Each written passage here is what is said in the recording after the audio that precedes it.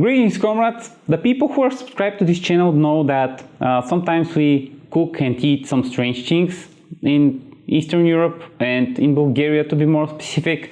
So this recipe today is exactly for such thing. It's fava beans, and we eat not only the bean, but with the whole thing, we eat the green stuff too, with some green plums, which I'm not sure how they're called in English. I saw only the word plums, and I know only the word plums.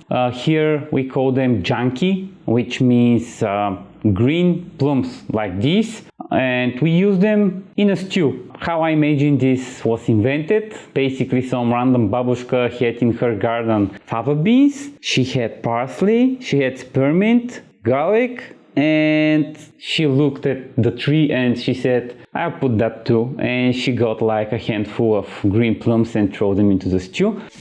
Те сливи бяха за прасето, ма се обърках и ги дадах на дядо, че да ги изяде.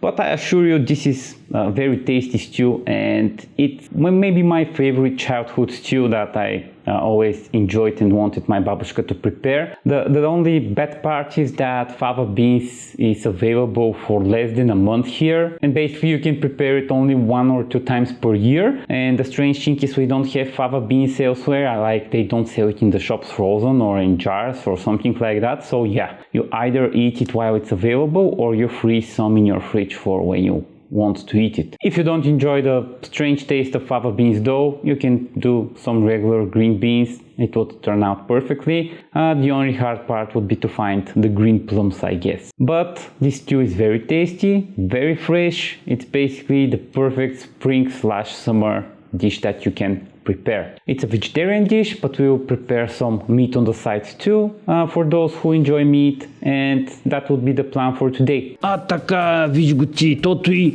бедняшка манджа нашия месо слага. Now let's see how this very nice stew is prepared.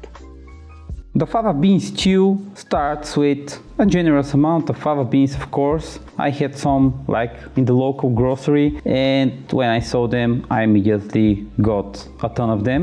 The first step is to clean every single piece of beans. We remove both of their sides. See this black thing? We should remove it from every piece of beans, and the other side we remove it too, because the stew would have a better texture. This is quite time consuming process, to be honest, but it's essential for this stew. We throw our beans into a bowl where we will wash it with some cold water and just leave it there to soak for a while, just to remove some dirt from the beans and to keep it fresh. We will use some green plums, which are very sour, and they would bring some nice acidity to our stew. And yeah, this may be strange to you, but we use these things for this stew and for some cabbage stew. It's not exactly stew, I'll show it sometime to you, but yeah, basically we use them for this stew mostly. Also, we'll need some garlic. We call this milk garlic. I'm not sure why, but it's very fresh garlic, just came out of the garden, and I again bought it from the local grocery. And also this fresh garlic is not so strong in taste and in the smell. Add a generous amount of it, around 10 to 15 pieces of it should be enough. В тази манджа се слагат толкова чесън, че да прогониш всички вампири в колията. By the way, this fresh garlic, you can clean it very easily. We don't want to smash it or cut it into very small pieces for this stew. I just cut every piece of garlic into halves, which would do the job perfectly. It would have some nice taste, and it would have some nice texture in the same time. I would have some onions too.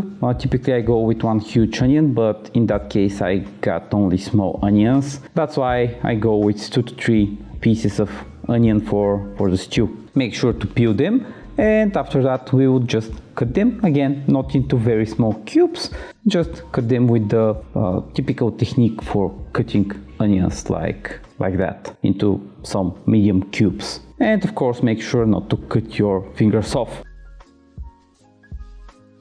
After that we heat some sunflower oil into a pot, and we will put our onion and our garlic in so they can start putting their flavors in the olive oil and vice versa. Also to get soft, and they would basically be the base for the whole stew.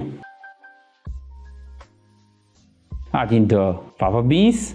We eat both the green stuff and the beans itself. It's tasty, and I assure you, you should try it too. It has some specific flavor, but I love it. This is the taste of my childhood. We add the plums in and we cover everything with hot water, and that's basically it. We leave it to simmer for some time with the lid on until the beans is ready. Here I have some spearmint. Again, it was a fresh spearmint or spearmint. I'm not sure how you say it. The smell of it is quite amazing and I love it. We use this herb a lot in the spring and in the summer for all types of dishes. I basically cut it into some pieces. We'll use it later for our stew.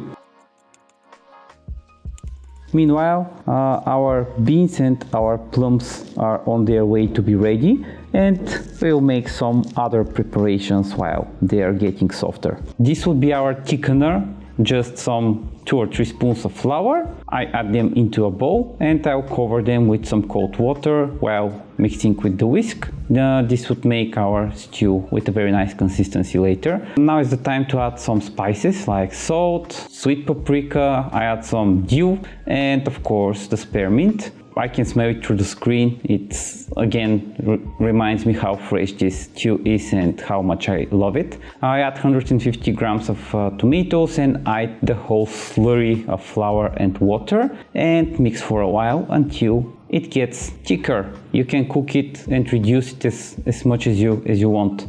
This is typically a vegetarian dish, but I'm not a vegetarian, so I will prepare some meat on the side. Here I have some pork loin, which I have marinated with some soy sauce, with some Worcestershire sauce or Worcester sauce. I'm not sure if I'm pronouncing it right. I add some ginger and some garlic powder, and that's it. This stays in the fridge, and when I feel like eating some of it, I just cook it. And to cook it, I would use my air fryer. I just put all the pieces of meat into the air fryer for 10 minutes, and they turn quite awesome. So if you have an air fryer, just try it. And this is on the next day. Our stew is ready. I added some generous amount of it into a plate. I add some pieces of meat on top, and I will sprinkle with a generous amount of parsley for some extra freshness. And that's basically it, comrades. This is how you prepare fava bean stew with green plums. The Slav difficulty level for that would be 3 out of 5. It's an easy recipe, but some of the products may be hard to find for some of you. That's why I want some additional points for that. With that said, this was all from me for today, comrades. I hope you enjoyed this untypical dish for most of you, and Slav you next time.